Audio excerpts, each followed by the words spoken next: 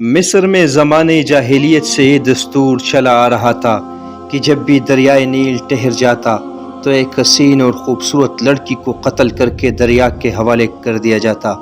تو دریائے نیل پھر حسب معمول چل پڑتا۔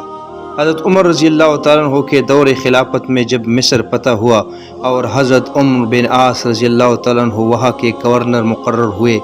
تو اس وقت بھی حسب معمول دریائے نیل کی روانی ختم ہو گئی اور وہ ٹھہر گیا۔ اس موقع پر حضرت عمر بن عاص رضی اللہ تعالیٰ عنہ سے لوگوں نے اس دستور کا ذکر کر کے اس کے مطابق عمل کی اجازت چاہی۔ حضرت عمر بن عاص رضی اللہ تعالیٰ عنہ نے فرمایا کہ یہ جاہلیت کی رسم ہے، ہم ایسا نہیں کریں گے، البتہ امیر المومنین حضرت عمر رضی اللہ تعالیٰ عنہ سے میں مشورہ کروں گا۔ چنانچہ حضرت عمر بن عاص رضی اللہ تعالیٰ عنہ نے امیر المومنین کو خط لکھا اور اس واقعے کی پوری تفصیل بیان کر کے مشورہ چاہا۔ امیر المومنین حضرت عمر رضی اللہ تعالیٰ عنہ نے اس کے جواب میں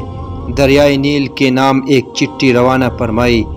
اور حضرت عمر بن عاص رضی اللہ تعالیٰ عنہ کو لکھا کہ وہ چٹھی دریائے نیل میں ڈال دے۔ اس چٹھی کا مضمون یہ تھا کہ یہ اللہ کے بندے عمر کی طرف سے دریائے نیل کے نام، اما بعد، اے دریائے نیل اگر تم اپنے طرف سے جاری ہوتا تھا تو مت جاری ہو، اور اگر اللہ واحد قہار نے تجھ کو جاری کیا تو ہم اسی سے سوال کرتے ہیں کہ وہ تجھ کو جاری کر دے۔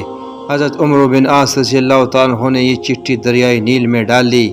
چٹھی ڈالنا ہی تھا کہ دریائے نیل خوب تیزی کے ساتھ رواں ہو گیا اور پھر کبھی خشک نہ ہوا۔